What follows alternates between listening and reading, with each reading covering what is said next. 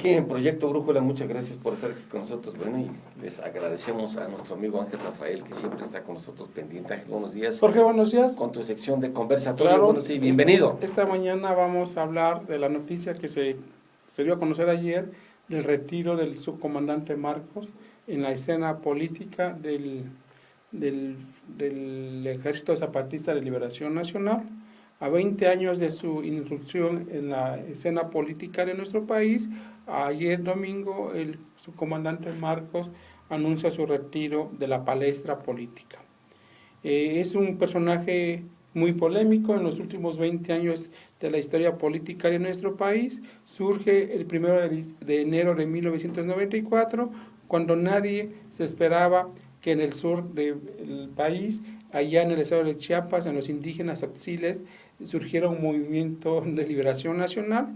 Estábamos en la alegría de haber ingresado al Tratado de Libre Comercio firmado en San Cristóbal, haber ingresado al primer mundo con el Tratado de Libre Comercio que firmó el presidente Carlos Salinas con Estados Unidos y Canadá, y en el sur salen los indígenas reclamando, aquí estamos, reclamando que el mundo que nos había vendido de Walt Disney, Carlos Salinas, era un mundo, como hacen los políticos, de mentiras.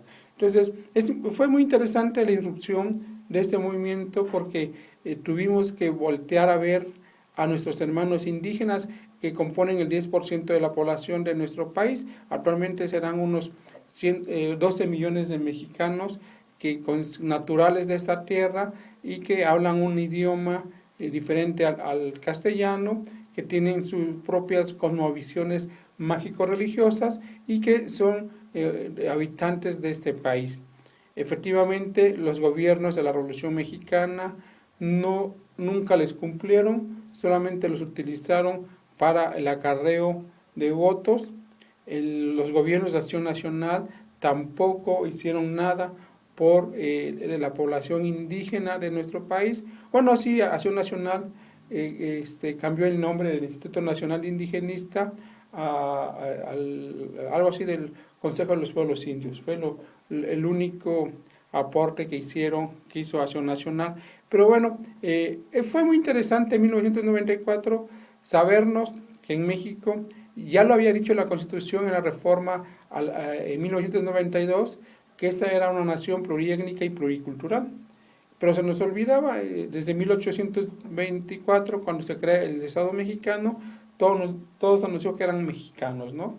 Todos los nacidos en ese territorio son mexicanos, no importando si eran criollos, negros o indígenas o mestizos. Entonces crecimos en ese Estado mexicano que todos éramos mexicanos, pero nos dimos cuenta que había mexicanos de primera, de segunda, de tercera y de cuarta y hasta de quinta clase, que es lamentable, y que los mexicanos más agraviados, más afectados y olvidados han sido los pueblos indígenas de este país.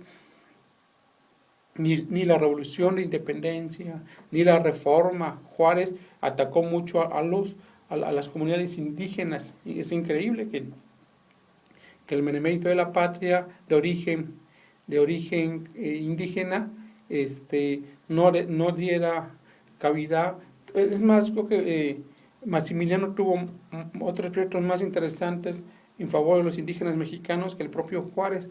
Ya no digamos el presidente Porfirio Díaz, tampoco les hizo mucho. Bueno, Porfirio Díaz a los indígenas del norte del país, a los mayos, a los aris, a los indígenas rebeldes del norte del país, los mandó a Valle Nacional, los esclavizaban y los sacaban para el Valle Nacional o para las plantaciones de Nequén, allá en Yucatán. Y bueno, la Revolución Mexicana tuvo una intensa labor en favor, en el papel, en el discurso, pero en la práctica no hubo una política real hacia mejorar las condiciones de los pueblos indígenas. Se decía en los gobiernos post-revolucionarios que el mejor indígena era el indígena muerto, porque es el que nos dejó las pirámides, los museos, las piezas arqueológicas y que produce turismo.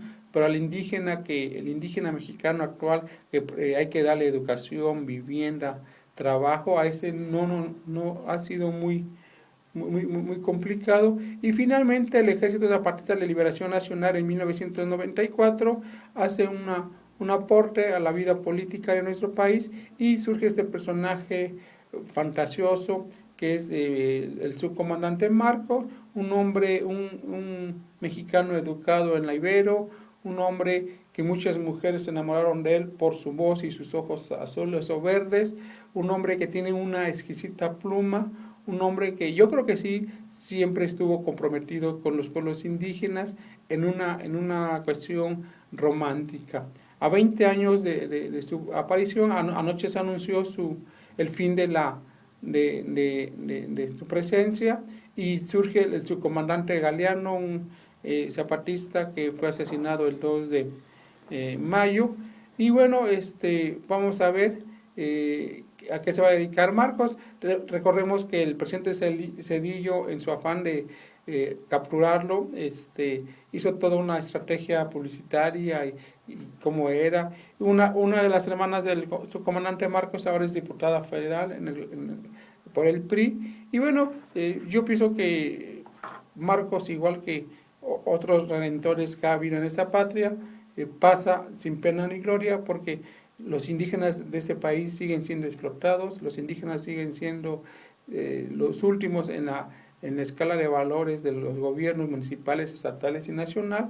Y yo creo que sí escribió bonitas cartas, sí tuvo buena presencia en la prensa internacional, pero ahí está, nos están reclamando todavía los pueblos indígenas de este país justicia que tienen más de 490 años que están reclamando justicia. Tenemos que recordar que en 1519 llegan los españoles y interrumpen el ciclo de los pueblos indígenas de Mesoamérica.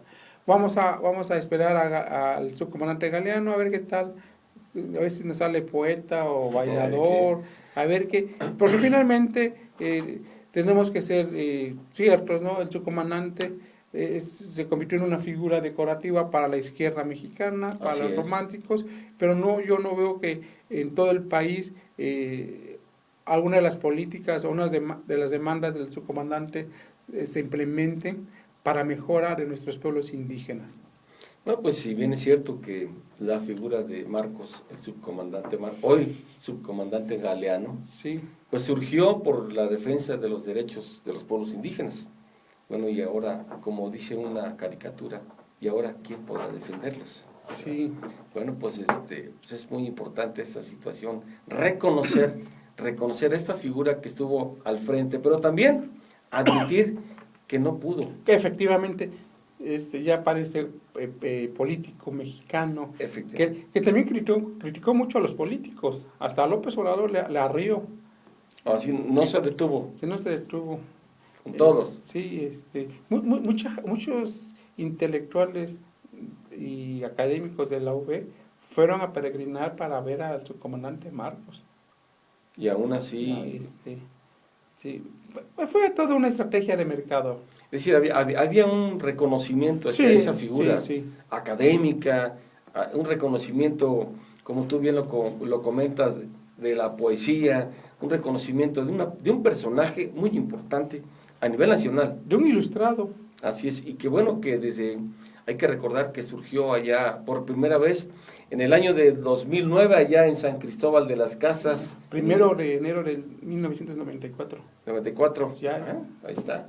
Bueno, pues, pues estaremos pendientes. ¿Y ahora quién se va a quedar en lugar de su comandante? El comandante Galeano. Esperemos que sea más político y menos poeta. Así es. Y bueno, pues gracias Ángel, ¿algo que agregar?